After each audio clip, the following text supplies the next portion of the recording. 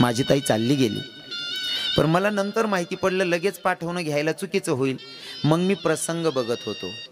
बरोबर रक्षाबंधनचा प्रसंग बघितला आणि मी माझ्या मोठ्या दादाला सांगितलं, म्हणलं दादा तुम्ही जाण ताईला घेऊन या. माझा मोठा दादा गेला, माझ्या बहिणीला घेऊन आला. घेऊन आल्याच्या नंतर ती आली. तिला म्हणलं कागं ताई, तुझे घरचे लोक तुझ्याकडनं 10 लाख रुपयाची मागणी करतायत, तुम्हाला का नाही सांगितलं? ती म्हणते दादा काय रे सांगायचं, अजून पप्पांपर्यंत विषय जाईल, पुन्हा घरातलं वातावरण जाईल. जाऊ दे म्हणले, निघून जाईल त्यांच्या मनातून स्वार्थ. पण म्हणलं बाई, तिसऱ्या मुलीला जर ते 10 लाख रुपयाची मागणी करतात म्हणल्यावर तू लक्षात घे लोक किती स्वार्थी असतील. तिला म्हटलं जे झालं ते जाऊ दे, पण याच्यानंतर तू आता जाऊ नकोस म्हणला. माझ्या बहिणीला मी थांबून घेतलं. पर कसं असतं ना ज्ञानदादा, कर्म घेती झोले तेथे कोणाचे ना चाले. मी सुरतला कीर्तनाला होतो. माझा दादा ड्युटीला चालला गेला. माझे वडीलही बाहेर गावी होते आणि मागे तिच्या मालकानं फोन केला. म्हणले रुपाली तू आत्ताच्या आत्ता निघून ये, माझ्या मायची तब्येत सिरियस आहे. तिनं मला फोन केला. मला म्हणते दादा. म्हणलं काय ग ताई? तुझ्या दाजींचा फोन आला, ते म्हणताय तू आत्ताच्या आत्ता निघून ये, माझ्या मायची तब्येत सिरियस आहे. मी म्हणला बाई तू जाऊ नको ग. ती म्हणते दादा मी जर नाही गेली, नको घडायला ते घडलं, माझी सासूलाच बरं वाईट काय घडलं, आणि जर जागेवर मी नसेल तर लोक तुला पण बोलू देणार नाही. कसला कीर्तनकार आहे, तुझी बहीण नव्हती रे सासू मेली तिथं, तुझ्याकडे उत्तर नसेल दादा, मला जावं लागणार आहे. माझ्या डोळ्यात अश्रू होते. मी म्हटलं बाई तुझा संसार आहे, तुला घ्यायचा तो निर्णय तू घे.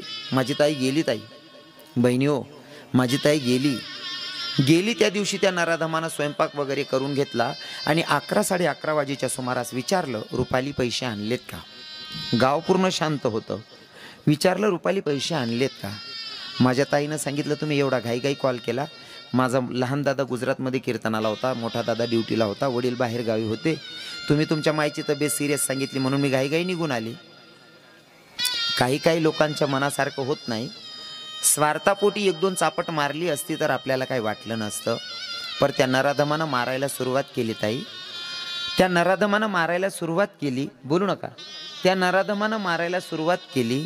एवढं मारलं माझ्या ताईला.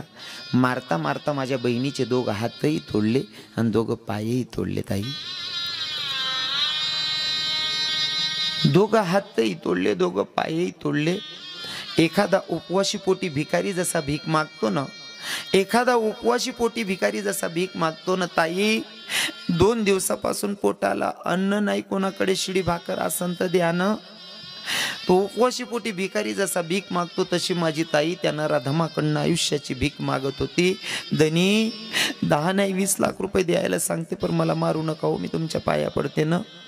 तरी हा नराधम मारतच होता. माझ्या ताईनं आवाज द्यायला सुरुवात केली, कोणाला तरी माझा आवाज ऐकायला येईल आणि मला वाचवतील. माझी ताई घरातूनच आवाज देत होती, काका बाबा मामांजी कोणीतरी वाचवा ना हो, मी तुमची कर्माची नसून धर्माची बहीण समजून, तुमची मुलगी समजून वाचवा हो, कोणीतरी दया करा ना. गल्लीत ते लोक तिचा आवाज ऐकत होते. या नराधमानं कापड घेतलं आणि माझ्या बहिणीच्या तोंडात कोंबलं का तिचा आवाज बाहेर नाही याय पाहिजे. आता हात मोडलेले, पाय तुटलेले, तिच्याकडनं उठलं जात नाही. आवाज द्यायचा तर तोंडात कापड आहे, कसा आवाज देणारा? त्या नराधमानं माझ्या ताईच्या गळ्यात दोर टाकला. खेचत जिन्यानं घेऊन गेले आणि दुसऱ्या मजल्यावर जाऊन माझ्या ताईला गळफास लावून मारलं. दादा त्या मंडपातला भाऊ सांगत होता ना, ताई तू फिरून कधी येशील म्हणून या घराचा एक काना कोपरा तुझी वाट बघेल. तो मंडपातला भाऊ सांगत होता, ताई तू फिरून कधी येशील म्हणून या घराचा एक काना कोपरा तुझी वाट बघेल. कदाचित त्या भावाला अपेक्षा होती का बहीण येईल तरी खरी. माझ्यासारख्या दुखावलेल्या अंतकरणाचा भाऊ आज 8 वर्षापासून वाट पाहतोय. माझी ताई रक्षाबंधनला येत नाही, अक्षय तृतीयेला येत नाही, भाईबीजला येत नाही. मी तर म्हणतो ताई तू माझ्यावर रुसली का ग बाई? प्रत्येक बहीण येते रक्षाबंधनला भावाला राखी बांधाया. ताई तुला नाही का ग वाटत तुझ्या हाताची राखी बांधण्यासाठी तुझ्या भावाची हाताची कलई खाली असते? ताई तुला नाही एखाद्या रक्षाबंधनला दया येत का ग? असा कोणता राग धरून बसली?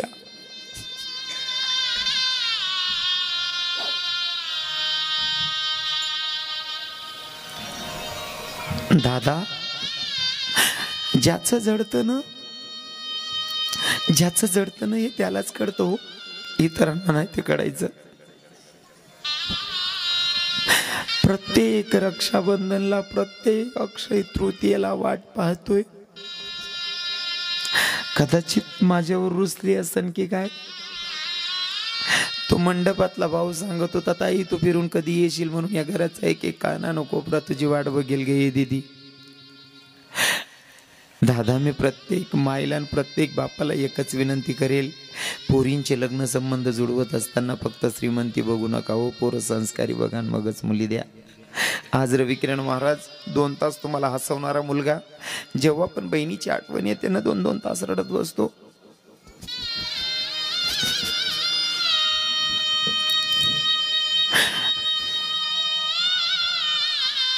भावाला भेटले गेलं दादा. शेवटी बाप उभा होता. बापाच्या प्रेमाची लांबी ही मोजता येत नाही आणि रुंदी ही मोजता येत नाही. नवरी पोरगी बापाच्याकडे धाव घेते, बापाच्या गड्याला मिठी मारते आणि सगळ्यांपेक्षा विशेष प्रेम पोरीचं बापावर असते. बापाच्या गड्याला मिठी मारते आणि बापाला सांगते, बघा ज्या पोरीला आपण जन्माला घालतो ते आपली माय बनते. बापाला समजवते, पप्पा जोपर्यंत मी होती तोपर्यंत तुम्हा दोघांना समजवायची, पर पप्पा मी आता जाते, माझ्या माईवर नका रागवशाल हो. कारण जेव्हा जेव्हा तुम्ही माझ्या माईवर रागवता ना, माझी माई एका कोपऱ्याला बसून रडते. हो पप्पा नका रागवत जाऊ. तुम्ही रागवताना माझी माई 2-2 दिवस जेवत नाही. हो पप्पा हे मी जवळून बघितलंय. मी तुमच्या पाया पडते, नका रागवत जाऊ. आज मी तुमचं घर सोडून कोणाचं तरी घर सांभाळायला जाते ना पप्पा, तशी माझी माय सुद्धा तिच्या मायबापांना सोडून तुमचं घर सांभाळते. हो तिला समजून घेणारं कोणीच नाही. हो पप्पा तुम्ही तरी तिला समजून घ्यायचं. एवढ्या हक्कानं मुलगी समजवते. बाप त्या पोरीला सांगतो, बेटा तू सांगते तसंच, आता आजच्या नंतर तुझ्या माईवर रागवत नाही, तुझ्या माईसोबत भांडण करणार नाही. पण बेटा जा, दिल्या घरी सुखी राहा, सासू सासऱ्यांना आईवडील समज, असं कोणतंच काम करू नको ज्याच्याकडून आमची मान खालती जाईल. आता बैलगाडी मंडपाच्या बाहेर उभी होती. पोरगी बैलगाडीमध्ये बसली दादा, पण बैलगाडी पुढे चालत होती, पोरगी फिरून मागं पाहत होती. काय कारण होतं? जन्माला येणाऱ्या लेकराची जशी नाड खाणली जाते ना, माईपासून पोरगं जसं वेगळं केलं जातं, तशी त्या पोरीला सूचनाच होती, आता माझ्या माहेरसाठी मी परकी होणार आहे. आता हे माहेर माझ्यासाठी परक होणार आहे. आता फक्त डोळे भरून एकदाचं माहेर बघायचं. बैलगाडी पुढे चालत होती, पोरगी फिरून मागं बघत होती आणि बसलेल्या त्या बायांना सांगत होती, हो ताई ते जे घर दिसतंय ना ते माझ्या बापाचं आहे. हो ताई ते घर दिसतंय ना, ती गली दिसते ना, ती पूर्ण माझ्या काकाबाबांची आहे. त्यांना पण माहिती आहे, पण या पोरीला फक्त डोळे भरून आपलं माहेर बघायचंय. बैलगाडी गावाच्या बाहेर निघाली. एक गुर्राकी गुरं चारत होता. त्या गुर्राक्याकडे पोरीनं बघितलं आणि सांगितलं, ताई तो गुर्राकी गुरं चारतोय ना, तो माझ्या बापाच्या गावाचा आहे, माझ्या माहेरचा. आईनं अरण्यात बैलगाडी गेली. आता फक्त मेंढपाळ मेंढ्या चारत होता. त्या मेंढ्या चारणाऱ्या मेंढपाळकडे बघून पोरगीच्या डोळ्यात अश्रू यान सांगत होती, आत्या तो मेंढपाळ दिसतोय ना, तो माझ्या माहेरचा आहे, माझ्या बापाच्या गावाचा. डोळे भरेस तोवर माहेर बघायचे. आईन अरण्यात बैलगाडी गेली. आता काही दिसत नाही, फक्त मंदिराचा ध्वज तेवढा उडत होता. त्या उडणाऱ्या ध्वजाकडे पोरीनं बघावं आणि त्या बैलगाडीमध्ये बसलेल्या बायांना सांगावं, ओ ताई, ओ आत्या, ती बैलगाडी, ते झेंडा दिसतोय ना, तो ध्वज दिसतोय ना, तो माझ्या माहेरचा, तो माझ्या माहेरचा. बैलगाडी पुढं चालत होती. पोरगी फिरू फिरू मागं बघत होती. ते माझं माहेर, ते माझं माहेर, ते माझं माहेर. तो प्रसंग माझ्या तुकोबरायांनी बघावा आणि अभंगाच्या प्रथम चरणात कन्या सासुऱ्यासी जाय